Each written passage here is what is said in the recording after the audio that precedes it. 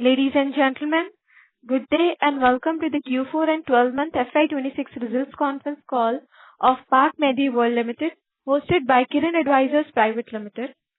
This conference call may contain forward-looking statements about the company, which are based on the beliefs, opinions, and expectations of the company as on the date of this call. These statements are not the guarantees of future performance and involve risks and uncertainties that are difficult to predict. As a reminder, all participant lines will be in the listen-only mode, and there will be an opportunity for you to ask questions after the presentation concludes.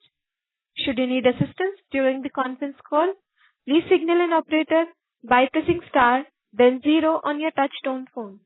Please note that this conference is being recorded. I now hand the conference over to Mr. Ganesh Nalavade from Kirin Advisors. Thank you and over to you, sir. Good morning, everyone, and welcome to the Q4 and 12 months FY26 earnings call of Medi World Limited. Today we have with us Dr. Ankit Gupta, Managing Director, Dr. Sanjay Sharma, Whole-Time Director and CEO, Mr. Rajesh Sharma, Group Chief Financial Officer, Mr. Sudesh Sharma, Chief Strategy Officer and Group OSD Finance, and Kirin Advisors team. We will begin the call with the opening remarks from the management, after which we will have the forum open for the interactive Q&A session. I now hand the conference over to Dr. Ankit Gupta, Managing Director of Medi World Limited, for the opening remarks. Thank you and over to you, sir. Good morning, everyone, and thank you for joining us today. On behalf of the board and the management team at Medi World, we appreciate your time and continued interest in our company. I am very pleased to share with you that financial year 26 has been the most defining year in our company's history, an year in which we scaled capacity, delivered our best ever operating and financial performance, and strengthened the foundation for the next phase of our business growth. Let me briefly walk you through the key business highlights of the year. In FY26, we recorded our highest revenue of rupees 1679 crore, and year-on-year growth of 21%. Our EBITDA stood at 444 crore, which is up 20% on year-on-year basis, and PAT was 274 crore, translating to a year-on-year growth of 27% EBITDA, and PAT margins were at 26 and 16% respectively. Our FY26 year-end ROC and ROE figures were 18 and 20% respectively, partly moderated by IPO-related equity infusion into the company. The sterling financial performance was backed by equally impressive operational metrics, especially record patient volume and high occupancies. Talking of growth plans, we added 610 beds during FY26, signifying over 20% growth in bed capacity in a single year, taking our network from 3,000 beds at the start of year to 3,610 beds as of 31st March 2026. This is the largest single-year capacity addition realized in our history.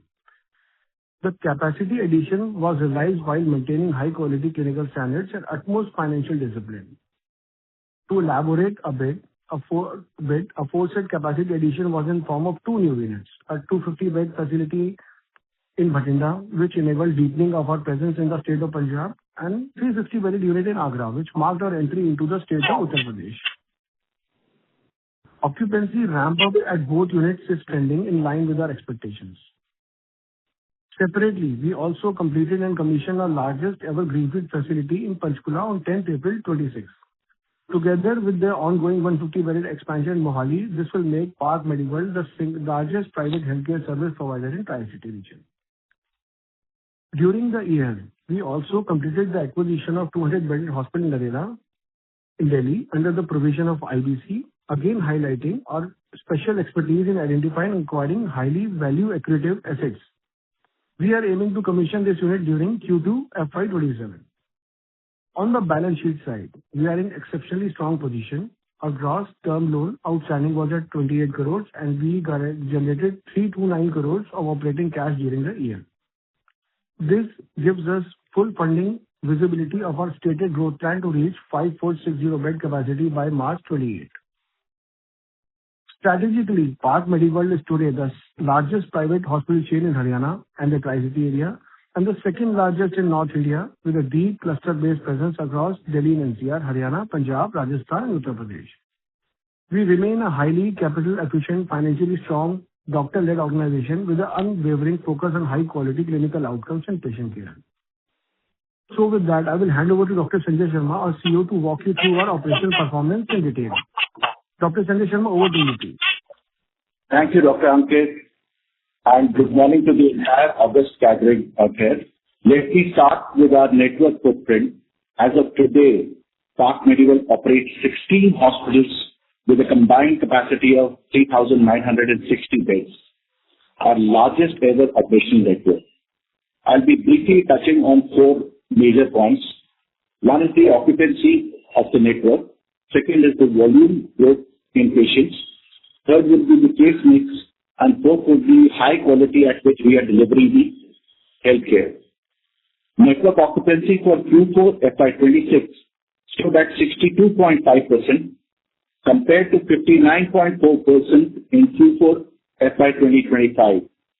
For the full year, occupancy was 64.1%, an improvement of 244 basis points year-on-year. With regard to patient volumes, Q4 FY26 IPD volume was 25,329 patients, a growth of 29 year-on-year.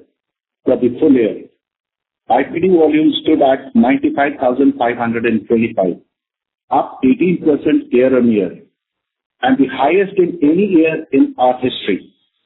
On the OPD side, Q4 FY26 volume was approximately 1.88 lakh patients, a growth of 13% year-on-year. Full year OPD volume was close to 7.78 lakhs patients, up 22% year-on-year, and again the highest ever. Taken together, we served approximately 8.7 lakh patients during financial year 2026, a milestone that reflects the deepening trust which communities have placed across North India into the Park brand. With regard to case mix, we have been working on high-end procedures and tertiary care, so we continue to see a healthy and a deliberate shift towards higher equity specialties such as cardiology, oncology, neurology, orthopedic joint replacement, urology, and gastroenterology. Now, on account of that, approximately 56.9% of our revenue has been coming from the high-end specialties, which is an improvement of 316 basis points year-on-year. During the year, we performed over 150 kidney transplants, robotic kidney transplants, approximately 4,700 high-end PTCA procedures, approximately 1,200 cardiovascular procedures, and approximately 2,600 robot-assisted knee and hip replacements, reflecting the increasing clinical depth and tertiary care capability of our network. With regard to the highest quality comparable to the international standards, 15 of our hospitals continue to hold NABH accreditation. Our recently commissioned Panchkula Hospital will also be entering the NABH accreditation process shortly. 8 of our laboratories carry NABL accreditation, and 5 additional laboratories are being planned for the NABL accreditation process, progressively raising the bar on diagnostics quality across the network.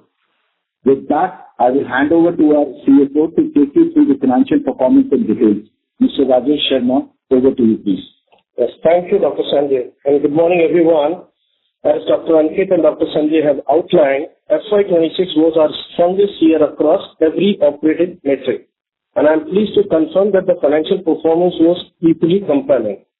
This was our best ever quarter and our best ever full year on every key financial metric. I'm starting with Q4 FY26 financial performance. The total revenue for Q4 FY26 stood at 460 crores, and we registered a growth of 30% year-on-year. Operating EBITDA excluding other income came in at 127 crores, up 44% as compared to last year the same period, with margin at 28%, an expansion of 268 basis points year-on-year. Our profit after tax for the quarter was 77 crores, and we registered a growth of 47% year-on-year. with PAT margin at 17%, an expansion of 180 points year-on-year. It was a strong finish to a strong year. Now I'll talk about the full year performance. Revenue crossed 1679 crores and we registered a growth of 21% year-on-year and our highest ever annual top line. Operating EBITDA excluding other income stood at 444 crores, up 20% as compared to last year, with an EBITDA margin of 26%. PAT for FY26 came at 274 crores, and here also we registered a growth of 27% as compared to last year and our highest ever annual profit, with net profit margin of 16%, an expansion of 83 basis point year-on-year basis. ROC and ROE stood at 18% and 20% respectively. Now I'm turning to the balance sheet. As of 31st March 2026, our gross term debt stand at negligible 28 crores on a consolidated basis as against 450 crores in FY25, which we plan to repay in the current quarter. The bank balance increased from 269 crores in FY25 to 352 crores, including FDs of 314 crores in the current financial year. Debtor days have reduced significantly from 161 days in FY25 to 129 days in FY26. This reflecting the improved collection discipline, greater efficiency in government claim processing, and a continued focus on payer mix management. This is a trend we expect to sustain going forward. The net worth of the company has increased from 1052 crores in FY25 to 2021 crores in FY26. Operating cash flow for FY26 was 329 crores, and if I talk about pre-tax, it was 428 crores as compared to 215 crores last year, and the pre-tax was 299 crores in FY25. Amount spent on capex and the acquisition during the year was 430 crores, a significant investment cycle that covered the Panchkula greenfield construction, the acquisition and commissioning of our Bathinda and Agra hospital, equipment upgrade across the network, and the service acquisition. The company already having 1,500 beds under execution. Those are expected to be operational by March 2028, which will take our total bed capacity to 5460 in March 2028.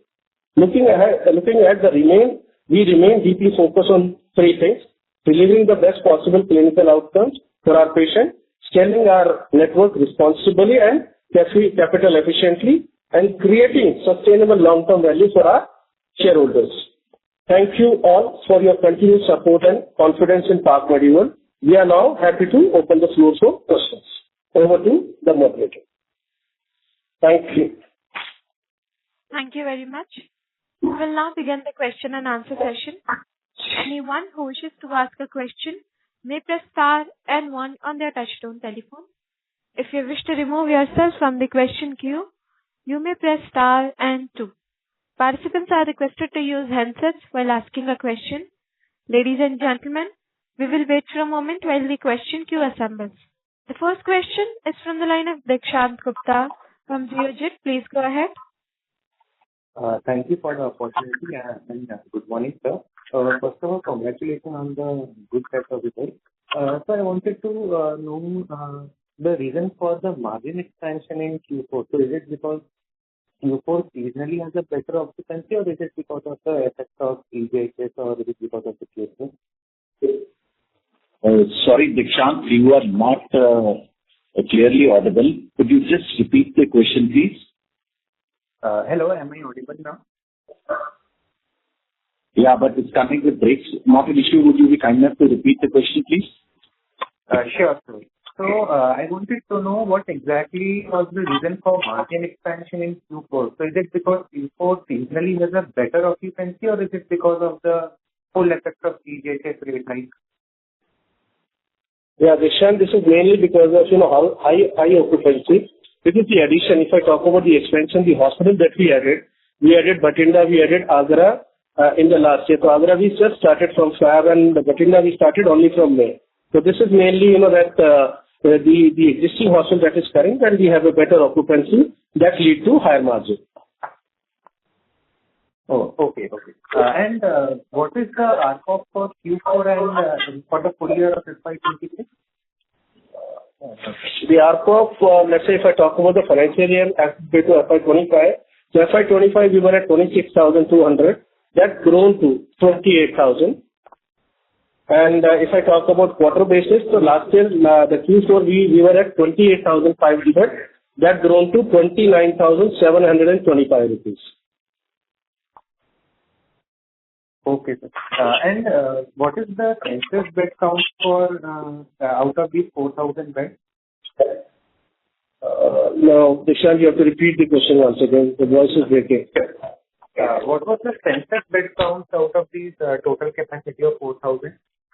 The census bed, roughly that is, it's about 82% AC census bed, if I talk about. And if I say in terms of the number, it is 2,851, and as compared to 2,361 last year.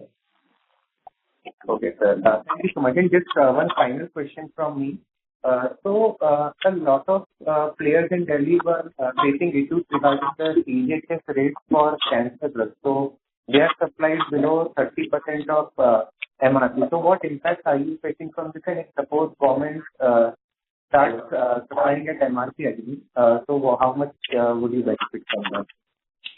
See, Dikshant, since we are largely in the affordable section, we have highly negotiated rates with our vendors. And when this oncology aspect came in, where the rates were to be subsidized for the cancer patients, we had a very prolonged joint meeting with all our vendors, and we have agreed to do it at a very low negotiated rates. So we have been able to do it at minimal profit, but we are able to provide the treatment. Thank you so much, sir, and all the best. Thank you so much. Thank you. Next question is from the line of Vivek from MK Global. Please go ahead. Thank you for the opportunity, and congratulations on a great set of numbers. So I have a couple of questions with regards to the ARPOB and occupancy. So just wanted to know if you could provide us with the details for ARPOB and occupancy for the on a cluster-wise basis for Delhi, Haryana, and Punjab, as these are our main clusters. Additionally, will it be so? Yeah, that'll be my first question. I'll ask the other questions after this. So that I think as far as cluster base is concerned, we'll provide you once we're done with the call. But on console basis, so as I said, that if I talk about the ARPOB, so Q4, if I compare quarter versus quarter to last year, Q4 we were at 28,423. That grown to 29,725. But if I talk about yearly basis on console, so it was 26,200. And we grown to 28,000. So we registered a growth, ARPOB growth of 7% as compared to last financial year. As far as cluster-based, data is concerned, we'll provide you post this call. Vivek, I'd just like to add in this, ARPOB is not the sole denominator in our profitability and our growth.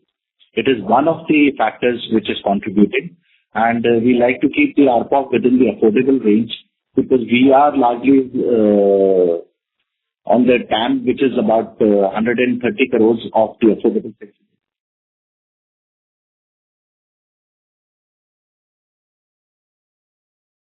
Vivek, does that answer your question? Yeah, I guess the last part, I couldn't hear the last part. But yeah, that more or less answers my question. Moving on to my next question. So just wanted to know from a bookkeeping perspective, what provision have we created for our receivables for FY26? Yeah, that receivable as well, because our financial that has to be prepared under Ind AS. So whatever the guidelines and whatever the guidelines which is mentioned in the note, the financial is prepared based on those numbers. And this is, we have created ESL, we have created provision, so everything is well on track. So if I talk about the number, that is close to 200 crores. Sorry, could you repeat? The number is close to 200 crores, the provision that we made on 31st March 2026. Okay, got it. Thank you. And just from an understanding perspective, right, so just wanted to understand, in case, like, for example, how we commission a greenfield hospital or an acquired unit, right? So just wanted to understand what would be the cost associated with a greenfield hospital when that is commissioned, or an acquired hospital when that is, completely integrated into our own entity. And sort of, based on that, how do we expect both of those units, achieve break-even? Here I can give the answer. Let's say if I talk about greenfield and brownfield, they are different ball game. When I say greenfield, so greenfield is all, first we have to buy the land, then we have to construct the hospital. I'll give you the recent example of Panchkula. The total capex that we have done is 125 crores to have 350 beds, which is more or less aligned with our thought process to have a capex within 35 lakhs per bed. And if I talk about the margin, in fact, in terms of the recovery, in terms of recovery, we have seen greenfield that take about 3 to 4 years time. But when I say break-even, so break-even comes between 12 to 15 months. But brownfield, historically, let's say very recently we started Agra, and then we started Batinda. So Batinda was a different series that we call as a blockbuster series, wherein we are able to achieve not EBITDA positive, we become EBITDA positive, but PAT positive in the first month itself. So greenfield, historically, we have seen that take about 4 to 6 months time to get the break even. But recovery, we get any time between 2.5 to 3 years time. Got it. So my question was more with regards, understanding when the hospital is commissioned, what are the costs or what are the fixed costs that we incur, in the initial phase, especially, just to understand from a margin perspective as to how much we are burning when the hospital is commissioned. Yes, that's the reason I'm saying. Let's say historically, for a brownfield, as I said, because we are able to we become EBITDA or rather PAT positive in the first month itself. So there is no burden. Sure. Yes. But yes, greenfield we have to bear for 12 to 15 months initially, because when we start full-fledged. So we never start in piecemeal. So we have a salary cost. I'm talking about the recurring cost that we have. And then rest is all variable cost. So initially, let's say if I talk about, the greenfield, the first year we normally have, we more or less touch EBITDA positive, but not PAT positive in year one. But historically, we have seen we become EBITDA positive in the year one itself. So there is no point of burning the money.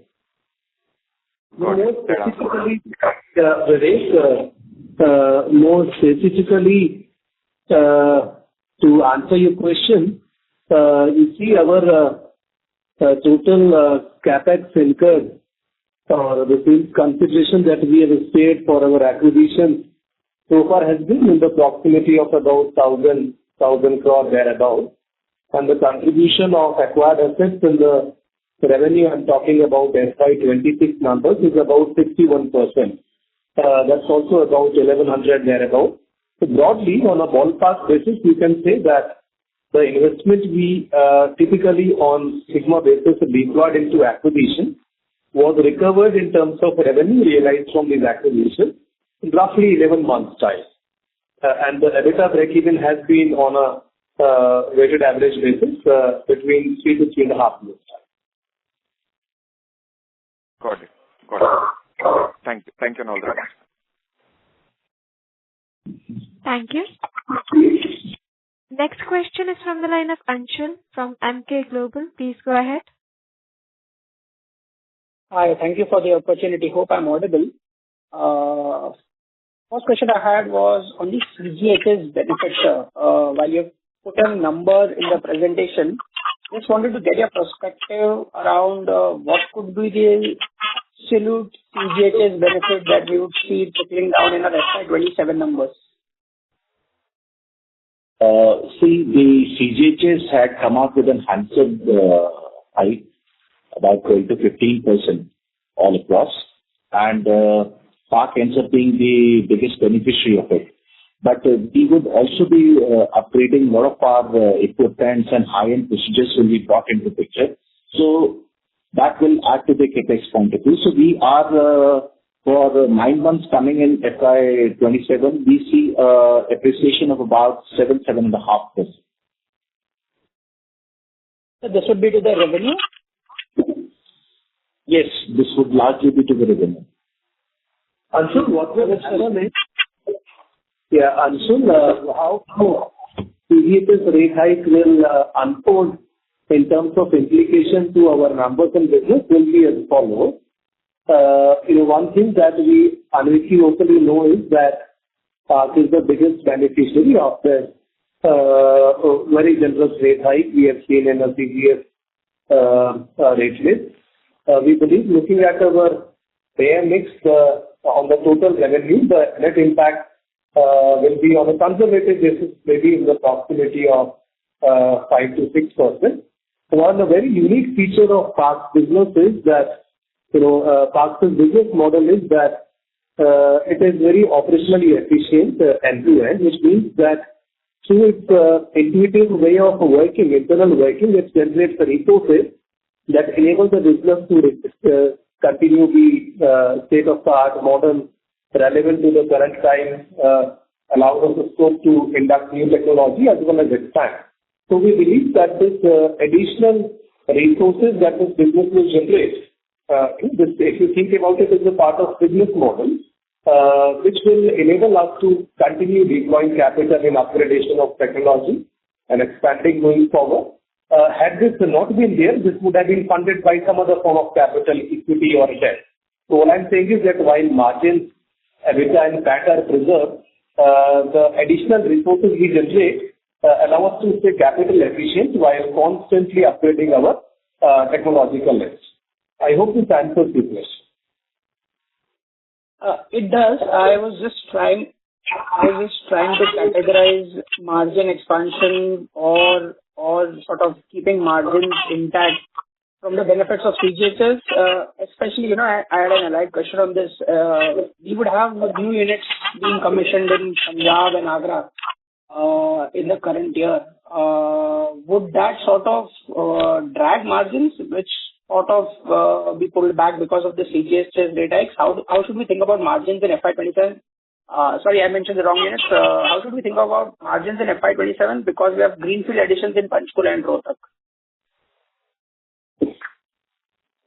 See, Anshul, Rohtak will be coming in January 2028, 250 bedded. Panchkula we have already commissioned on 10th of April 2026. So that will be definitely delivering, and it is already one of the, you could say, top-notch hospitals in that area. And in the Tri-City, with the addition of 150 beds in Mohali, will be the largest healthcare provider in the Tri-City with 850 beds. Now, why we have done this is because there is a lot of patients which come from North India, J&K, Himachal, Uttarakhand, upper side of Uttar Pradesh and all that, who travel to Delhi for the treatment, which we will be catering to. So that is the advantage which will be provided to the patients, that they will have more economical treatment in the Tri-City, which will be cost effective also, which will be beneficial to the patient also, and which will drive our margins. That's clear, sir. Are you saying that Panchkula facility will not be a drag on our margins in FY27, despite the greenfield nature and despite the size of the facility? Yeah, Sagar, that as far as, sorry, Anshul. As I talked about the Bathinda, as I said, because we added in July 2025, that is already adding into our numbers. So we are doing extremely well in Bathinda. But rather, we are started operating on an occupancy of 65 to 70%. So that will add significant in terms of our top line and also on the bottom line. And if I talk about Agra, I think specifically talking about these two units. So if I talk about Agra, we started from Feb 2026. It is, that is already adding close to 5 crores in our top line per month. So current year we are expecting a top line. It will add about 90 crores in our top line, and it will become a EBITDA positive. For next current year, Agra will add into the revenue, but not much on the EBITDA margin. Got it. This is helpful. Also, if I could ask a question on the sustenance of the payer mix, while CFO sir alluded that, you guys think that this is sustainable. Do we have any target in mind of sort of keeping scheme mix at an X percentage going forward? I should say, we have always had a vision to provide relatively affordable healthcare at the highest quality. And we are not targeting the payer mix per se since the beginning of our endeavor. And going forward also, we would like to be in the same segment. Now, largely that segment is some or the other way provided by the government insurance. But our payer mix on its own, because a lot of affordable sections in the self-pay and the private insurance are also having limitations to go to the premium brands. So they are gradually shifting for treatment to PARC, and that percentage is regularly increasing. So currently we are looking at, by the end of this financial year, hopefully that percentage will be 65 coming from government insurance, it should be, or 70% coming from government insurance, which will be largely central government, and about 30% coming from the private insurance. Just important point to notice here is that in line with often stated policy of PARC, we are not still cherry-picking patients. The patient flow continues to be very democratic and organic. As the patients come exercising their choice to use PARC services, our intake will reflect whatever mix that is. As Dr. Sanjay highlighted, it just so happens because of increasing preference being exercised by patients belonging to even the cash TPA segment. In terms of value proposition that PARC offers, this mix is changing. We see that on ground. So we are nearly at 18-20 if we should call this government insurance schemes and cash TPA segment. This is the patient mix which gets reflected in the revenue mix accordingly. So we believe going forward gradually, but surely this will change to 75-25, then 7-30. And most importantly, I think sometimes the undertone in this question is concerns people have concerning a receivable cycle. So I would like to highlight that what dramatic positive outcome we have had in this financial year has been a very sharp reduction in our working capital cycle, receivable cycle, despite nearly 21% growth realized in revenue. I think this is quite a staggering achievement. Our collections to ballpark basis has been nearly 100%, which should dispel any concerns concerning government insurance schemes portion of the revenue accounting for delay in a receivable. So our collections have been extremely robust and strong. But that said, there's a gradual shift in mix is there. We believe this will stabilize in 70-30 split band in maybe course of time, maybe 12 months, 18 months there. And if I see historically data, FY25, we were at 89%. Now we more or less came down to 80%. It's already reflecting in our numbers. And going forward, as Dr. Sanjay and Sudesh mentioned that, we are well on track to reduce further. Excellent. Thank you for the detailed answer there. One last question, if I can squeeze in. I'm sorry to interrupt. I'm sorry to interrupt. Please rejoin the queue for more questions. Thank you. Ladies and gentlemen, in order to ensure that the management will be able to address questions from all the participants in the conference, kindly limit your questions to 2 per participant. Should you have a follow-up question, please rejoin the queue. We will take our next question from the line of Debanjan Bhakta from Universal Somo General Insurance. Please go ahead. Hi, thanks for the opportunity. Am I audible? Yeah, please. Yes. So, are there any plans to improve the oncology mix, and are we doing radiation oncology? Hi, Debanjan. Hi. Yes, we are increasing our oncology footprints everywhere. In fact, currently we have it in 3 locations. Ambala, we have 200 beds which will be coming up for an extension where it will be dedicated to the oncology unit largely. And we have oncology as in medical oncology and surgical oncology in all our 16 hospitals. But the radiation oncology along with it will be shared between those 16 hospitals because we have it currently in 3 hospitals. But gradually as the need arises, we'll be strengthening this vertical more and more. Okay. And I had 2 more questions. One is, what is the ALS for chemo? Hello? Yeah, could you repeat the question, please?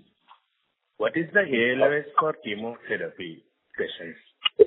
See, chemotherapy is basically a daycare procedure, and the patient come out there and take chemotherapy. So is with the radiation also. It is only the treatment planning and if there is a surgical aspect of the oncology, which takes time. So it's a continuous process. Based on the cycles, patient come and receive the chemo and if required radiation. Surgical procedures are generally one-off or at the maximum twice undertaken based on the spread of the cancer and how localized it is, and if it can be surgically extracted. And if, wish to add one more point regarding, that onco contribution to our revenue. If I compare, if I give you the quarterly number, so it is contributing more or less 8% of our revenue as compared to 6% in the same period last year. If I talk about Q4 FY25 versus Q4 FY26. And if I talk about annual, it is 5% of the top line last year that grown to close to 6.5%. So that means, onco is contributing more gradually to our top line. And I have a last question. I'm sorry to interrupt, Devanjan. Okay. Please rejoin the queue for more questions. Thank you. Next question is from the line of Sagar Tanna from Alchemy Ventures. Please go ahead. Hi, sir. Just a clarification on the CGHS rate revision. Has anything flowed through in FY26? Hi, Sagar. See, CGHS has a number of line items from 4,500 to 5,000. CGHS is the apex body which floats the rate, and then there are a number of other central government agencies which take that rate, and they have to incorporate, and there are various permutation in combination. Yes, some flowing of that rate has come in, but actual impact probably will be seen from Q1, after Q1 FY27, to be honest, in the complete format. Got it. My question is on the strategy side. Now we have entered the state of UP. 3 hospitals we have announced, right, which will be commissioned by March 28, FY28. Any thoughts in terms of how we would like to expand further into UP?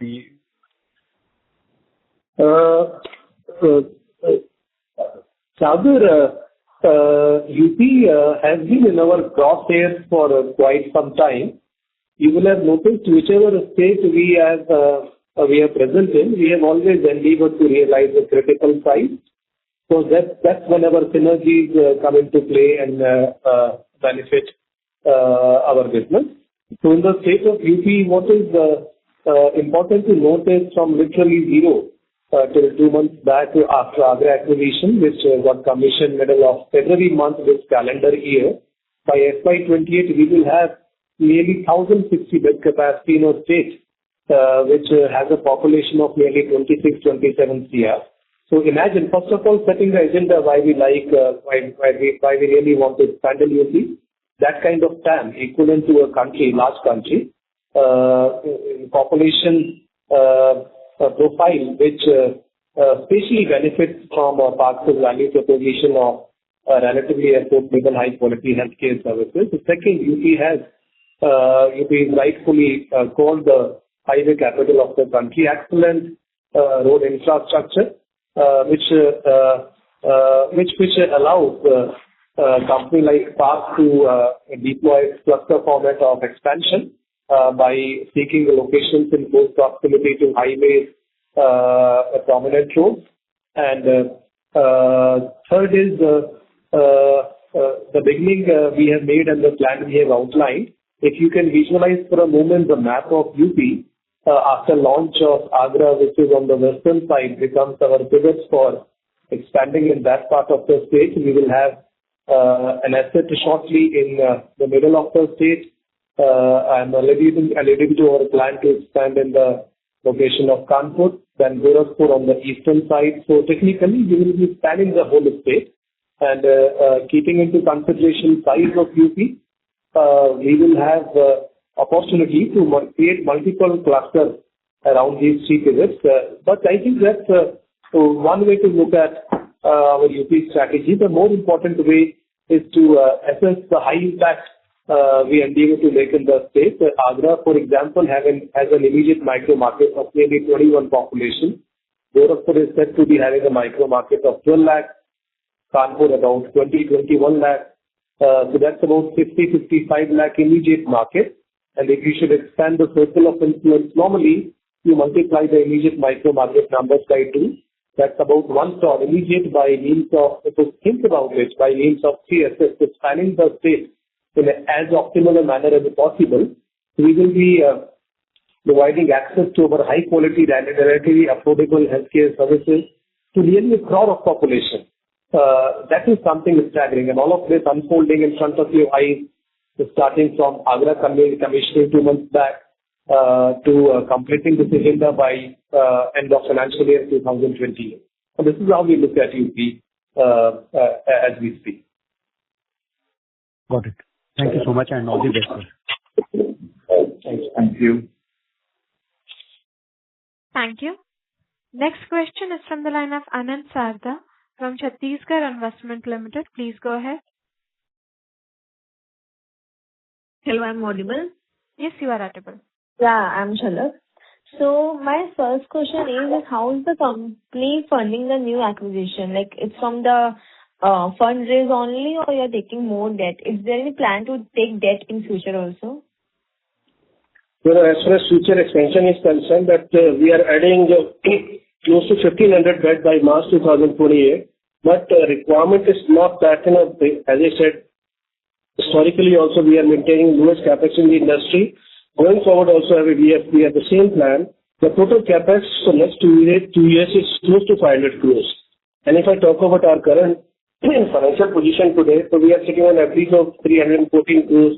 We are close to 100 crores in our bank account. So we cannot foresee, and every year we are generating a OCF close to 350 crores.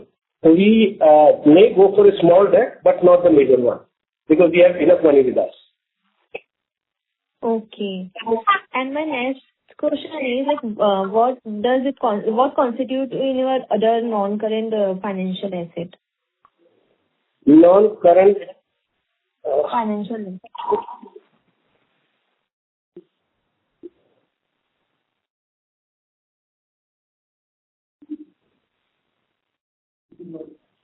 I'm sorry, sir, we are not able to hear you if you are speaking. Non-current, these are the FDs which is more than 12 months. Okay. What can you repeat the? It is, that you can hear me? Yeah, now I can hear you. If I talk about as of 31st March 2026, we have FDs which is close to 135 crores. Those are more than 1 year. So that's fall under, financial asset, non-current financial asset. Okay. Thank you so much. Okay. Thank you. Next question is from the line of Akshay Thakur from Halois Capital. Please go ahead. Yes, sir. Thanks for the opportunity and congratulations on the good set of numbers. Sir, I wanted to understand your acquisition strategy. So basically, the strategy for the future is to do a brownfield expansions primarily, and there are acquisitions planned. So I wanted to understand how do you choose these assets in terms of metrics you track for the asset to be eligible to be included in the Park Hospital chain. Do you look at the metrics in terms of financial numbers, or is it more on the side of payer mix or specialty mix? I was just wanted to understand your broad strategy on that. Hi, Akshay. Out of 16 hospitals, 6 hospitals are greenfield and 10 are acquired assets.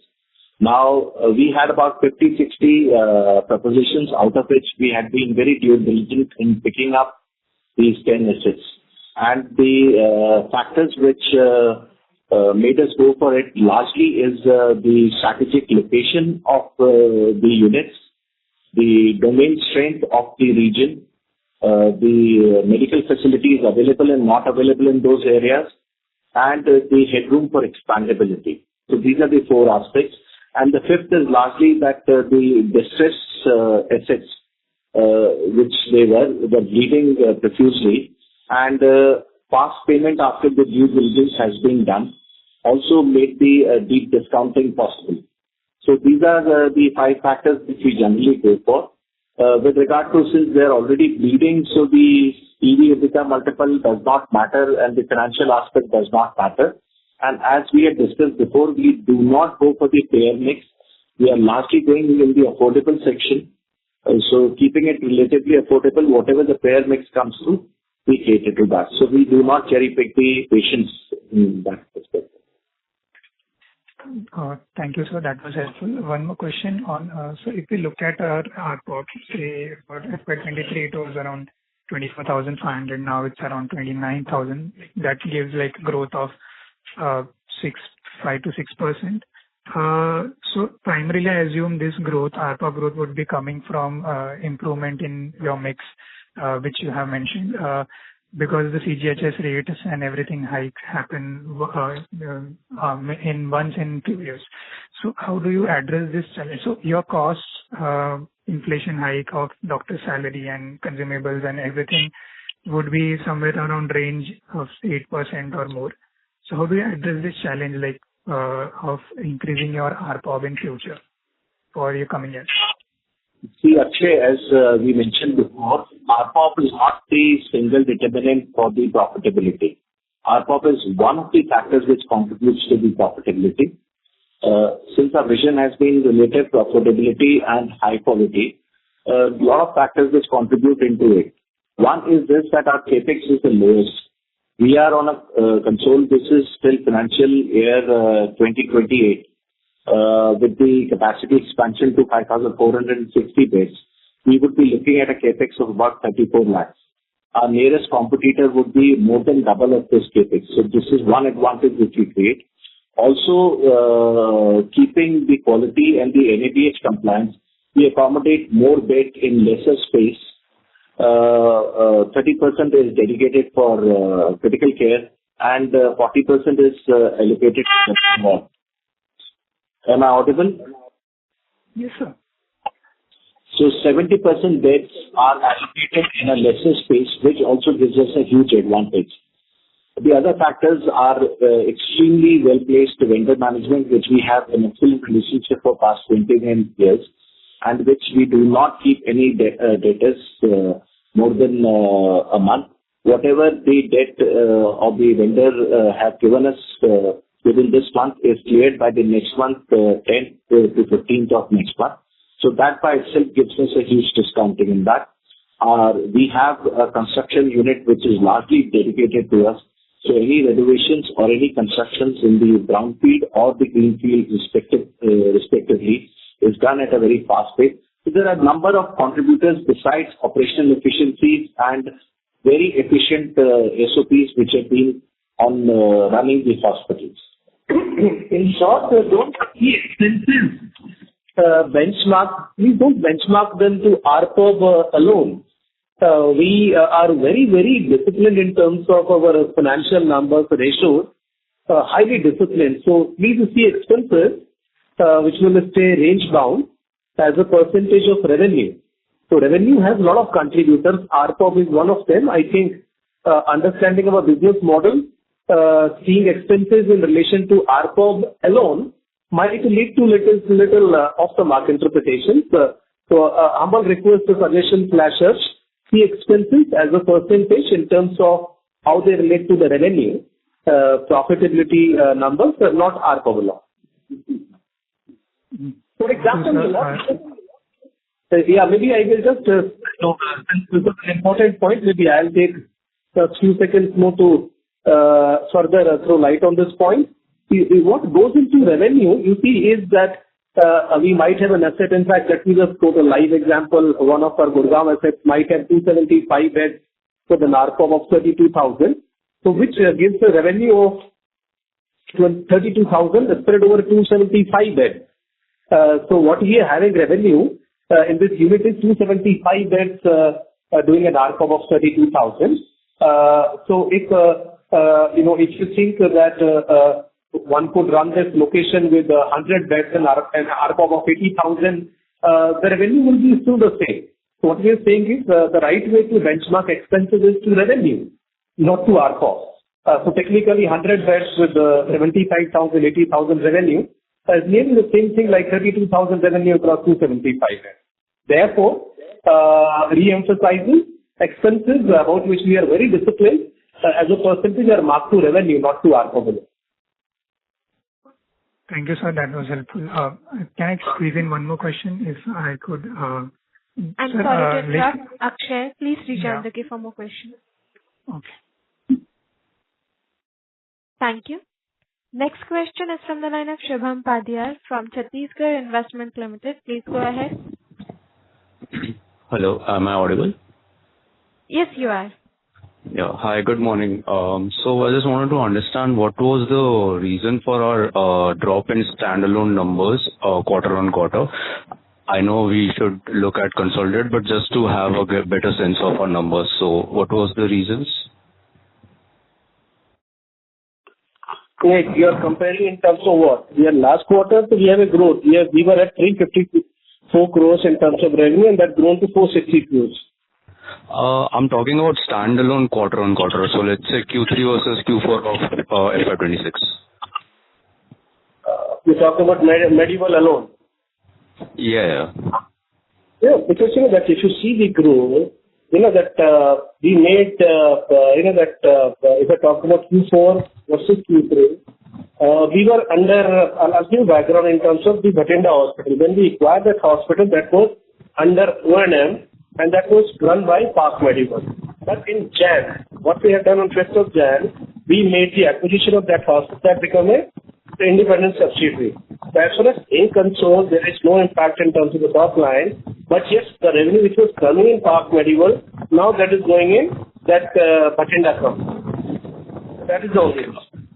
Understood. And also one more question on disallowance provision of government revenue. I'm not able to see that figure in our P&L for this quarter. So disallowance remain, that because we are very, very particular about our disallowance, and we have a rigorous process to reduce as much as possible. But yes, we are remain at 9% disallowance, even in quarter. Got it. Thank you so much, and best of luck. Thank you. Thank you. Next question is from the line of Chetan Shah from Jeet Capital. Please go ahead. Yeah, hi. Can you hear me? Yes, you are audible. Yeah, thanks. Sir, just thank you for a very detailed answer to all the questions. Just one small question in terms of the long-term growth strategy. If we see our current cluster of capacity and concentration, which is into 3 or 4 states, if one wants to pencil the opportunity for next 3 to 5 year time horizon, do we still keep following into this specific states and region, or we are also looking at expanding beyond this and continue to focus on a similar hub and spoke cluster expansion mod? Just to understand the long-term view of the management and how they are thinking. Thank you and congratulations. Thank you so much, Chetan. Our approach in growth has been very strategic. Currently, we are present in 5 states. We, to some extent, consolidated ourselves little in Delhi, Haryana, somewhat in Rajasthan and Punjab, where we are also further endeavoring to consolidate. But besides that, we entered the UP. Now, the strategy is this, that each hospital which we bring is about 40-50 kilometers to the other hospital, so that it adds synergy in, you could say, multiple ways with regard to the human resources and with regard to the high-end equipment. So that creates the synergy. We are not in the hub and spoke model at all. Each unit is independent on itself and caters to the all super specialties. But certain top-end, high-end like robotics or you could say major minimal access surgeries, or you could say joint replacements or kidney transplants or radiation. These are the areas which are shared between 2 to 3 hospitals. And that is how the synergy is brought in, and the capex and the opex is kept within control. Understood. Got it. So, sir, is there one of the reasons why if one looks at on a blended basis, capex per bed or opex per bed is one of the reasonable in the industry, and that's why, despite of comparable ARPOB, our margin per bed is relatively better, and so does our payback period. That's the right understanding, correct? Yeah, you hit the nail on the head. In fact, I would just like to add that currently we are present in 16 districts of North India. There are about 174 districts. We would like to consolidate in all those areas initially and then expand into Southeast West. But if any good opportunity comes in and it helps us to grow in a strategic manner, we are open to it. Got it, sir. Thank you so much and wish you all the best, sir. Thank you. Thank you, sir. Thank you. Next question is from the line of Ashutosh Atsare from USGI. Please go ahead. Am I audible? Very much, yes, thank you. Yeah, thank you. Thank you for giving me this opportunity. Good morning, everyone. I just wanted to understand, we have 1,500 bed additions slated for FY28. So, does it mean that we are curbing our growth given the opportunity that our OCF is at around 350 odd crores, our debt levels is around 28 crores only, which will be paid off. So, do we think we are curbing our growth for next 2 years, or should we be on a higher growth trajectory given our financials? Ashutosh, we are not curbing our growth at all. The statement which we are giving in the future projections are largely the deals which are more or less cast in stone. We are looking at 850 bed expansion in this coming financial year, out of which 350 bed have already come in Panchkula, 200 would be coming in Narela, Delhi, and 300 would be coming in Kanpur. FY28 will be adding 1,000 beds, which will be coming 400 from Gorakhpur, 200 would be coming from Ambala extension in the oncology department, 150 would be coming from Mohali expansion, and 250 greenfield will be coming from Rohtak. But if any other project or any other unit comes, which is quite lucrative, and as per our model, we would be more than open and willing to go ahead from that. The point which Mr. Rajesh emphasized is this, that since we are a cash-rich company generating about 330-40 odd crores in cash, and plus we have money in FD also in current account, the debt aspect is not that major currently. And going forward also, if a major, you could say a big unit or a chain of units which you find lucrative, then we'll definitely go for debt also. So there is nothing curbing our expansion. Yeah, Ashutosh, one point here is to add. When we listed on 17th of December, there was nowhere Agra discussion was. That, we ended up closing that deal from 1st of Feb. But this all happened on a period of, you can say, about 30-35 days. So we are there in the market. We are aggressively looking for the option. And if we get something, we are more than happy to close. And funds will never become a hindrance. Okay. And on the receivables front, you said due to better collection efficiency, we are striving this 129 days to be there for FY26. So going forward, is there any levers to bring it down below 100 so that it will not have to impact our working capital management? Ashutosh, just if you could repeat this question didn't come out clearly. Yeah, Ashutosh, I'll answer this question. as far as debtors is about, if I talk about the total debtors, 92% relate to central government. And when I say central government, because they have a well-defined process, and it is divided into two parts. One, there is a bill settlement and there is a payment process. So bill, because when the patient comes and when the patient gets discharged, we have to upload that bill within 7 days from the to the third party service provider, which is hired by the central government or the respective panel. And thereafter, they have a process to clear the bill within a period of 3 months.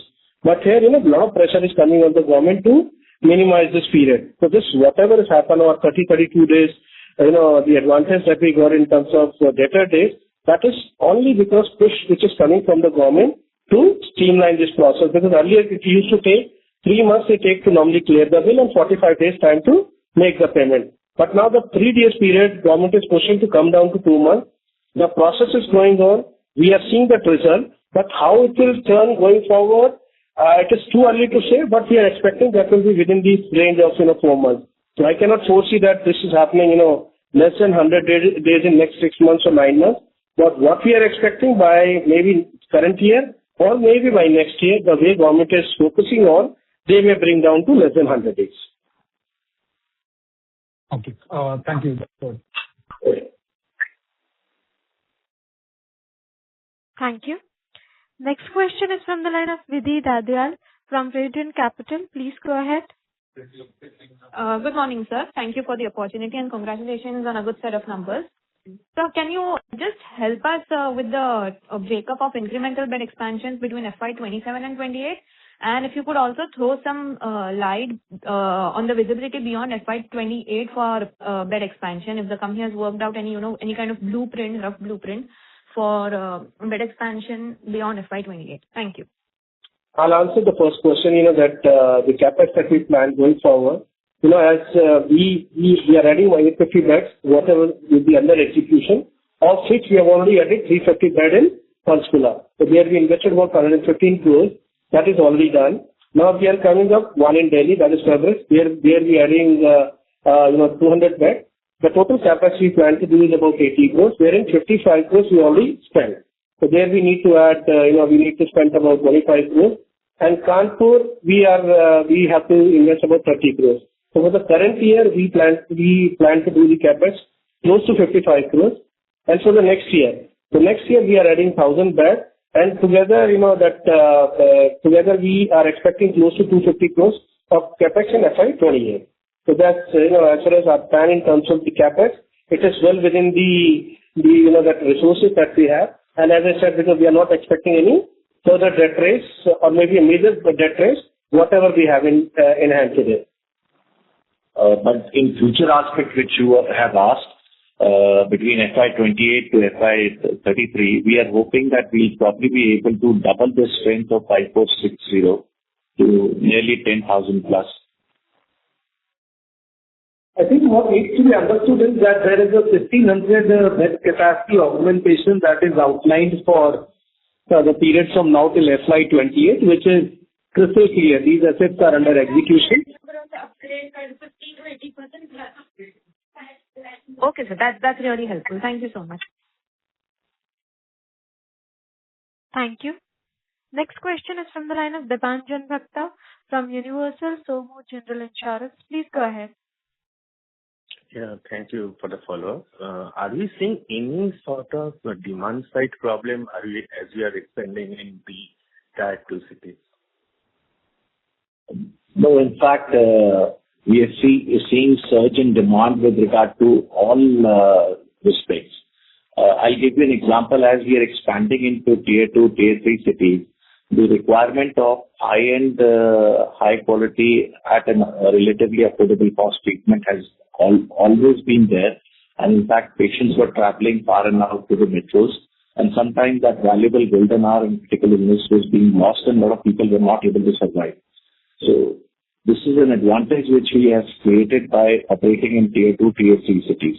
Also with regard to the top-end doctors and clinicians, since they have all the facilities now available in their hometown, a lot of people who were forced to actually go and work in far-off stations away from their family and hometown, they have been coming over. So even in Tier 2 and Tier 3 city, we have seen a large volume of doctors wanting to come out there.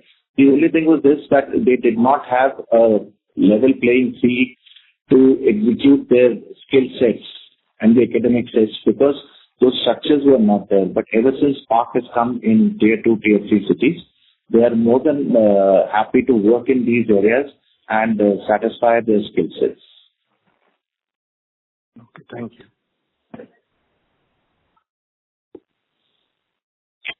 Thank you. Next question is from the line of Parshva Shah from Mehta Equity. Please go ahead. Thank you for the opportunity, sir. I want to ask about CapEx. So we are doing well in the CapEx. I want to understand about new CapEx, whether greenfield or brownfield CapEx. So what are the biggest execution mistakes that hospital operators make while entering in new geographies? Sorry, Mr. Shah, would you be kind enough to repeat the question because the audibility had been a little low. Right. I want to ask about what are the biggest execution mistake hospitals operator that makes when they entering in the new geographies.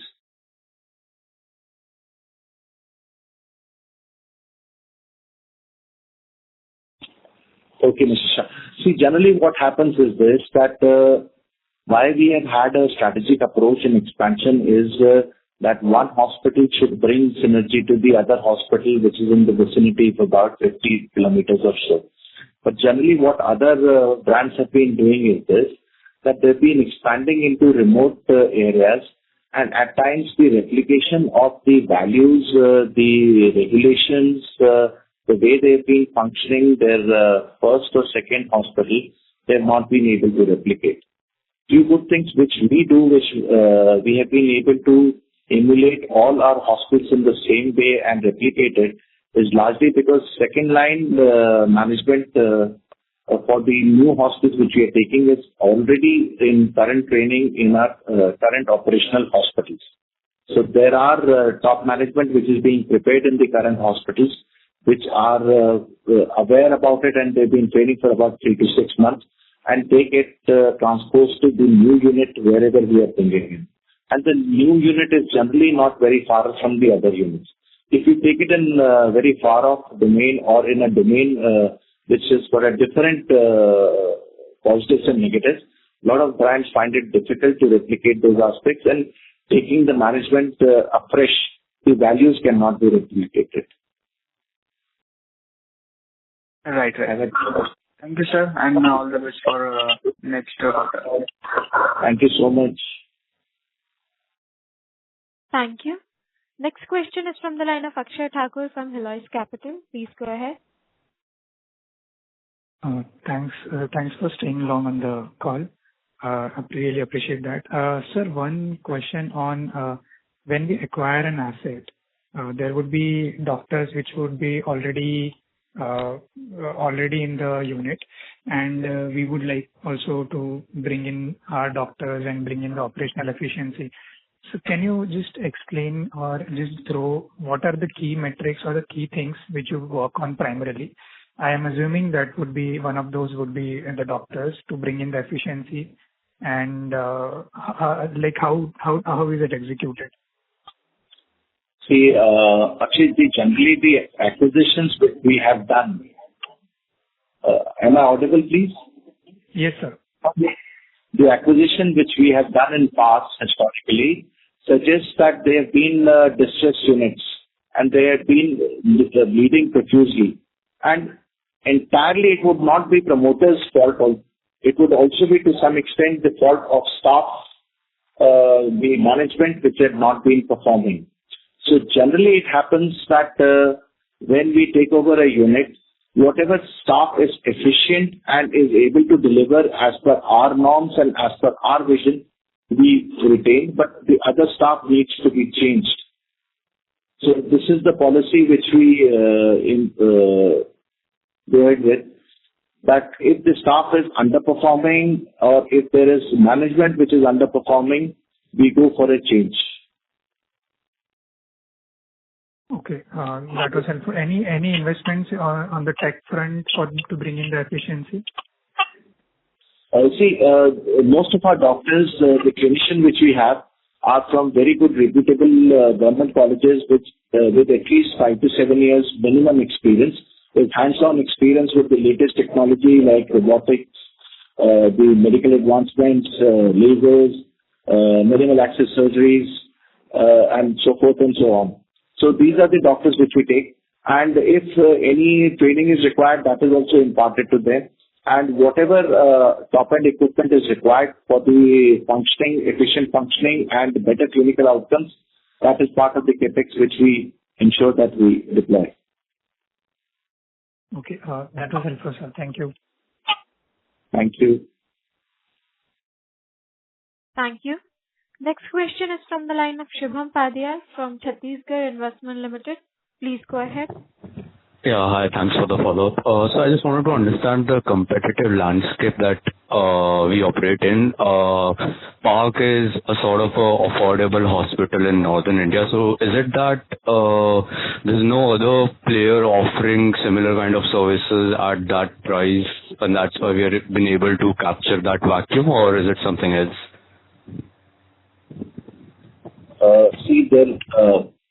It will be more from my personal experience which I would be sharing. There have been some players which have been striving to address this TAM in the relatively affordable and trying to provide high quality.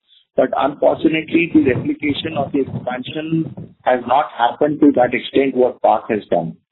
I don't see any off record. If I take, there have been some hospitals which tried to enter into it, but these sporadic spurts on far out locations, they had to increase the capex, they had to go from the affordability aspect that has happened.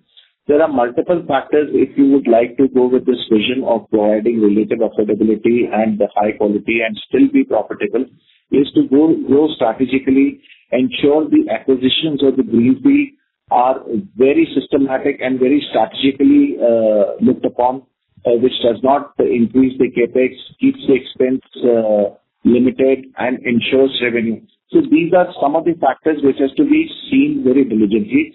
Besides that, the first hospital which we have been running and the subsequent which we have been running, the values, the SOPs, the operational efficiencies, we have been able to replicate because largely the top management, as I mentioned before, have been trained for 3 to 6 months in the current running hospital.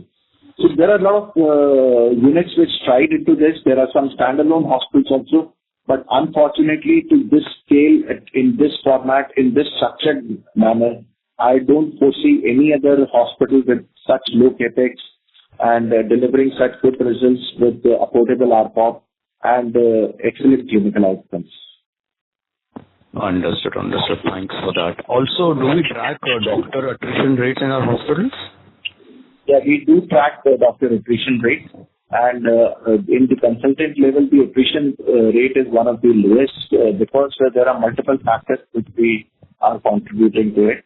One is this, that our selection process is very methodical, and a lot of strengths of the clinician as well as the placement of the clinician based on the requirement is seen. HR process very robust, in which they help in accommodating the doctors, their families, and the education of their children in that region. We also have we are one of the excellent pay masters in ensuring that the doctors are paid well. And besides that, since Park by itself is a recognized brand in North India, these doctors are not accountable for volume or revenue. Unlike other premium brands, these doctors are accountable only on two major verticals. One is patient and attendant satisfaction, and the other is excellent clinical outcomes.